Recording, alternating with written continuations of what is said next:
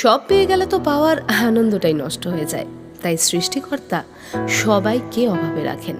কাউকে টাকা পয়সার, কাউকে রূপের, কাউকে এক মুঠো ভাতের, কাউকে এক ফোঁটা শান্তির, আর কাউকে ভালোবাসার।